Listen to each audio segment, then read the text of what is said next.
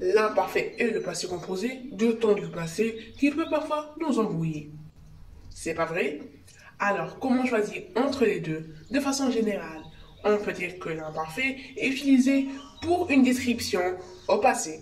Exemple, le ciel est gris pour exprimer une habitude au passé. Par exemple, chaque lundi, j'allais à la piscine. On utilise également l'imparfait pour une action de second plan. Par exemple, je lisais mon livre quand un bruit m'a fait peur.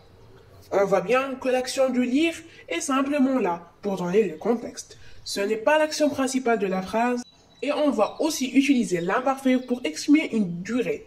Par exemple, elle attendait son ami depuis des heures. On peut reconnaître ici grâce au complément depuis des heures. Et le passé composé, lui, est utilisé pour une action qui est terminée ou pour un événement précis. Par exemple, hier j'ai mangé une pizza. Ou alors, pour parler d'actions qui se succèdent dans le passé. Se succéder, une série d'actions. Par exemple, il a fini son repas, s'est lavé et il est allé dans le salon.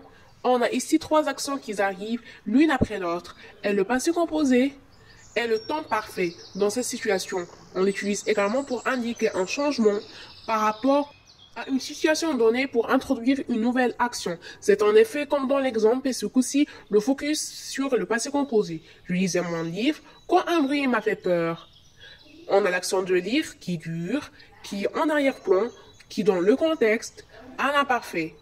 Et paf, on a une nouvelle action, faire peur, qui est au passé composé.